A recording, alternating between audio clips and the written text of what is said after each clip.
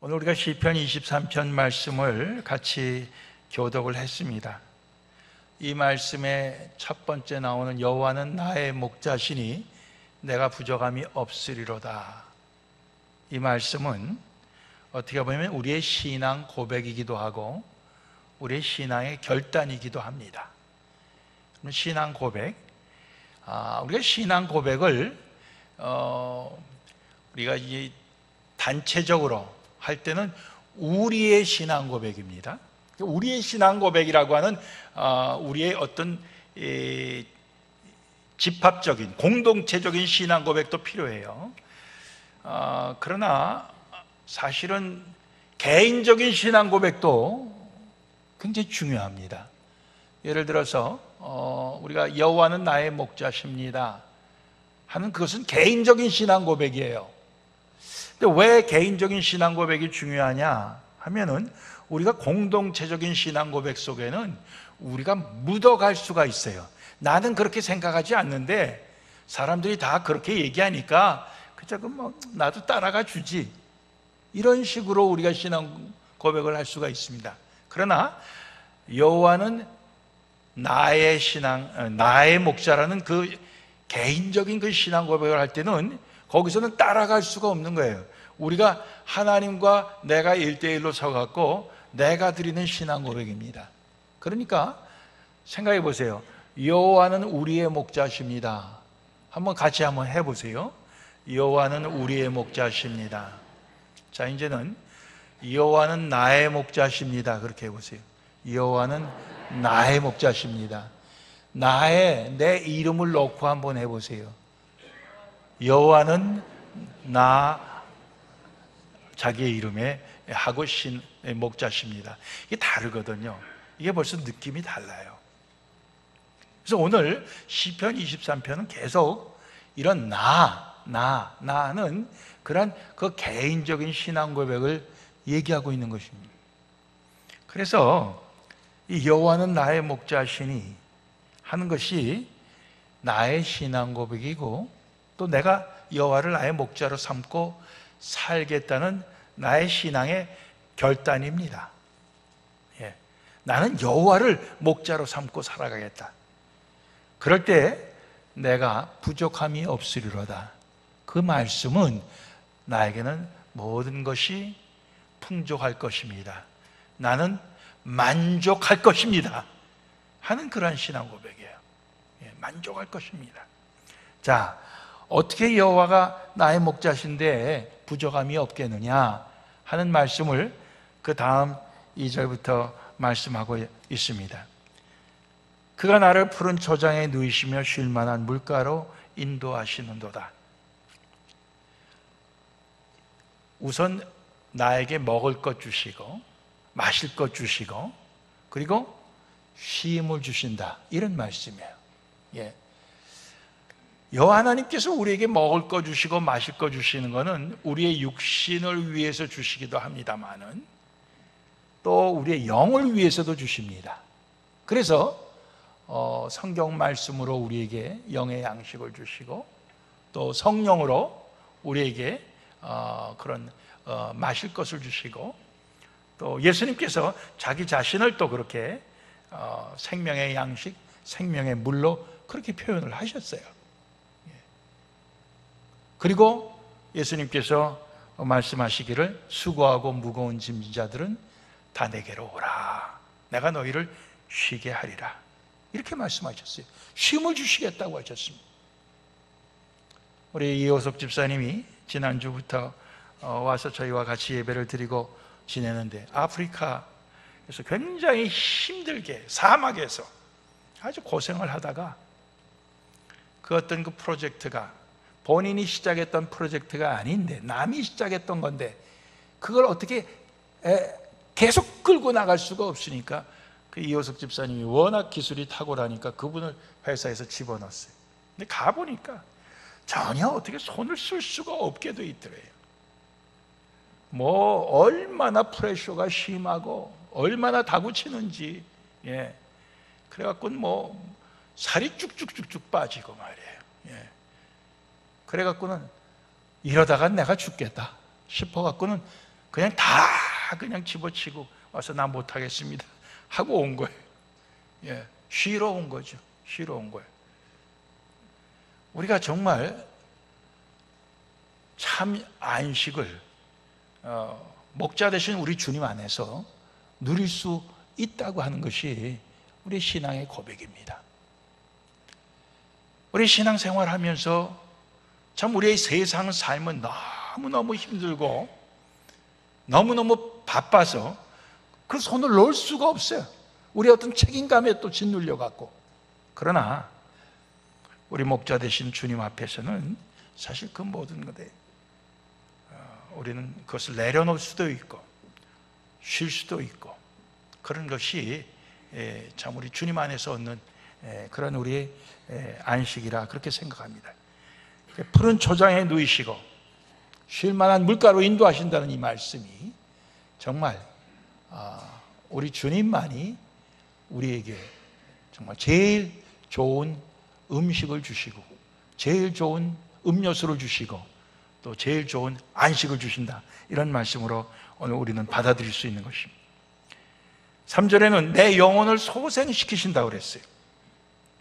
그리고 자기의 이름을 위하여, 하나님의 이름을 위하여 의의 길로 인도하신도다. 하나님이 의의 길로 인도하신다는 것은 그 하나님의 이름이 의의 하나님이라는 뜻입니다. 근데 우리의 영혼을 소생시키신다고 하는 것은 결국 우리의 영혼이 다 말라 비틀어지고 우리의 영혼이 시들어서 죽은 것을 얘기하는 것입니다. 그것은 바로 우리가 의의 길을 떠나서 생기는 결과인 것입니다. 이사야 53장 6절 말씀에도 우리는 다 양 같아서 그릇 행하여 각기 제 길로 갔거늘 여호와께서는 우리 무리의 죄악을 그에게 담당시키셨다, 그런 말씀이 나오고요. 또 이 시를 진 다윗도 사실은 범죄를 했습니다. 남의 아내를 범했어요. 애를 가지게 됐어요. 그것을 은폐하려고 어떻게 해서든지 인간적인 방법으로 그걸 덮으려고 했어요. 안 되니까 어떻게 했습니까? 결국 그 남편을 전방에 내보내 죽게 했습니다. 살인자가 되었습니다. 그의 영혼이 다 죽은 것입니다. 그러나 하나님께서는 그에게 다시 소생할 수 있는 기회를 주셨어요. 회개할 수 있는 기회를 주셨어요. 그의 영혼을 살아나게 하고 다시 의의 길로 인도하여 주시는 모습, 다윗은 그 체험을 한 거예요. 인간의 의로움은, 우리들이 얘기하는 의로움은 다른 사람의 그 죄를 보고 우리는 정죄하고 그 사람을 다시는 우리가 친하게 지내지 못할 사람들로 그렇게 우리는 딱 선을 그어서 구분하는 것이 우리 인간의 모습입니다. 그러나 하나님은 그렇지 않아요. 하나님은 우리가 의의 길을 떠나 죄에 빠져서 우리의 영혼이 죽었을 때 하나님께서는 우리를 회개하게 해갖고 우리의 영혼을 살리시기를 기뻐하시는 하나님이십니다. 누가복음 15장에 나오는 대로 양 100마리가 있는데 그중 하나를 잃으면 어떻게 하겠느냐? 결국 목자는 99마리를 들여두고 그 한 마리를 찾아 나선다는 거예요. 찾아서 어깨에 메고 집에 와서 벗과 이웃을 다 불러 모으고 나와 함께 즐기자, 나의 잃은 양을 찾았노라, 그런다는 겁니다. 이와 같이 천국에서는 죄인 하나가 회개하면은 회개할 것 없는 의인 99을 인하여 기뻐하는 것보다 더하리라, 이렇게 말씀하고 있습니다. 하나님의 그 기뻐하심은 그 죄인이 회개하고 그 영혼이 소송케 되어가 다시 의의 길로 걷게 하는 그것이 목자 되신 하나님의 기쁨이라는 것을 알 수가 있습니다. 그래서 그 목자 우리가 따라갈 때 우리는 부족함이 없는 것입니다. 4절 말씀에는 내가 사망의 음침한 골짜기로 다닐지라도 해를 두려워하지 않는 것은, 해 받는 것, 악한 일을 당하는 것 두려워하지 않을 것은 주께서 나와 함께 하심이라. 주의 지팡이와 막대기가 나를 안위하시나이다. 그렇게 돼 있어요. 사망의 음침한 골짜기로 우리가 통과하는 것과 같은 그러한 우리의 삶을 살 때가 있어요. 예. 그렇지만 우리는 하나님이 함께 하셔서 어떠한 해로움도, 어떠한 악도 우리는 두려워하지 않게 된다. 우리 조금 아까 부른 338장 천부여 의지 없어서 손들고 옵니다 찬송을 불렀는데 전 어제 말고 그 전 토요일날 우리 신순식 장로님 신방을 갔는데 장로님이 이 곡을 같이 부르자고 요청하셔서 우리가 같이 불렀습니다. 신장로님이 손을 들고 정말 간절하게 하나님 앞에 찬송하는 모습을 우리가 볼 수가 있었습니다. 천부의 의지 없어서 손 들고 옵니다. 주 나를 박대하시면 나 어디 서리이까. 그렇게 우리가 가게 될 때 사망의 움츠은 골짜기로 지날지라도 주님이 함께 하시는 것을 우리가 경험하게 되고 거기서 두려워하지 않게 되는 것을 우리는 경험할 수 있는 것입니다. 우리 요한복음 10장에 보면은 예수님을 선한 목자로 표현을 했습니다. 내가 온 것은 양으로 생명을 얻게 하고 더 풍성히 얻게 하려는 것이라. 나는 선한 목자라. 선한 목자는 양들을 위하여 목숨을 버린다. 선한 목자로 오신 예수님은 우리에게 생명을 주시기 위해서 목숨을 희생하시는 그런 예수님이십니다. 예수님이 이 말씀만 하시고 우리를 위해 목숨을 버리지 아니하셨으면 우리는 예수님을 믿을 수가 없죠. 근데 예수님은 말씀하신 대로 우리를 위해 목숨을 버리셨습니다. 그래서 우리가 믿고 그래서 우리가 선한 목자로 따르는 것 아닙니까?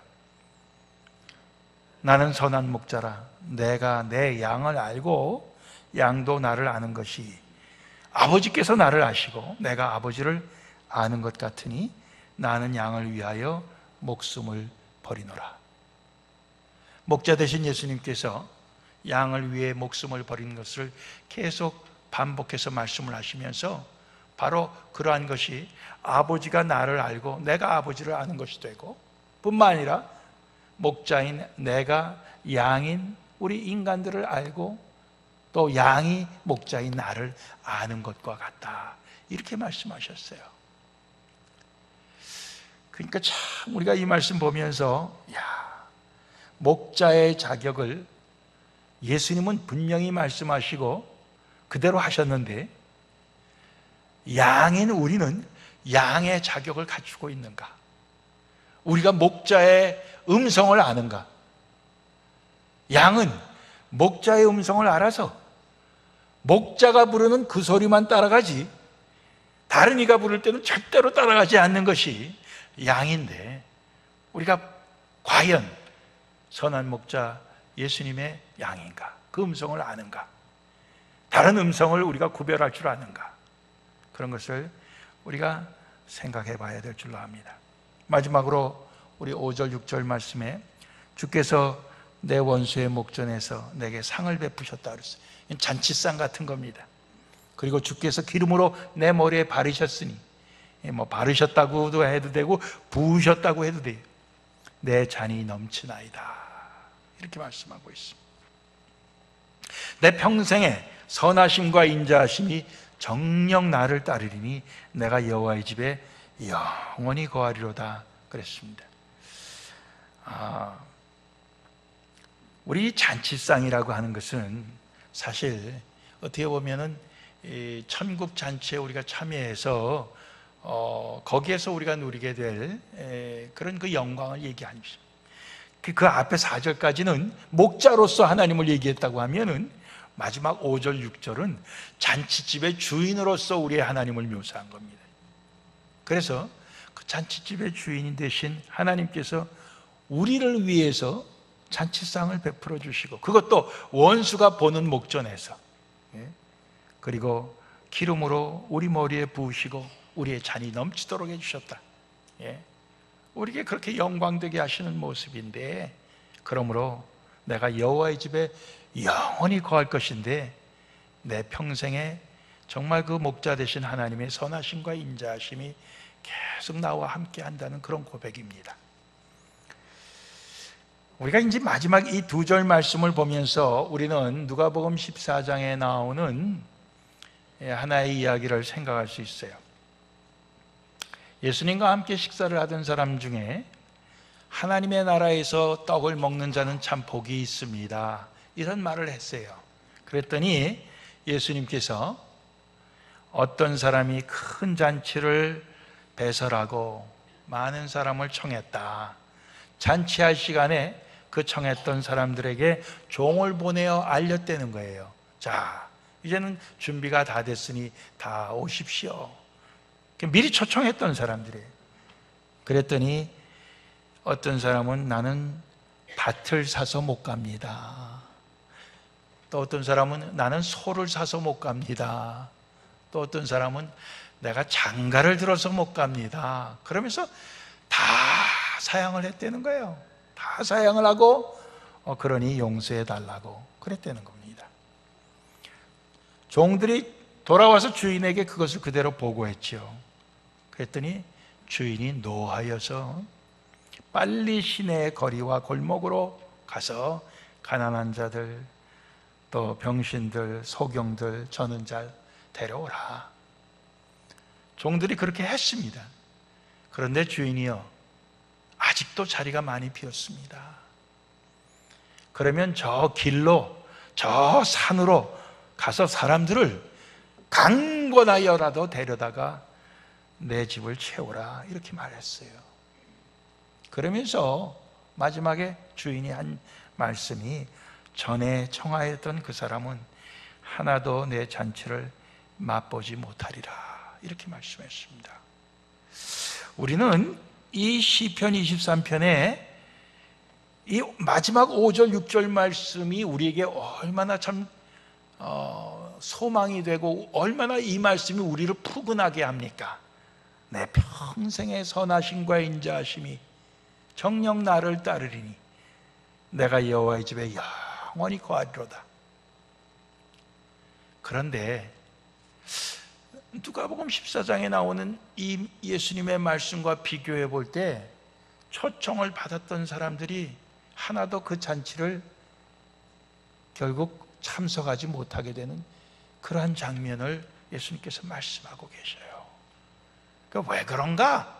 왜 그런가 봤더니 그들이 주인의 초청보다도 더 중요하게 여기는 것들이 있었더라고요. 제가 밭을 샀습니다. 제가 소를 샀습니다. 제가 방금 장가를 들었습니다.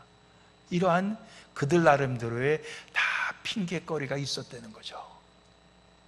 그런데 그 핑계거리가 주님의 초청에 응하는데 그게 장애가 되었다는 거예요.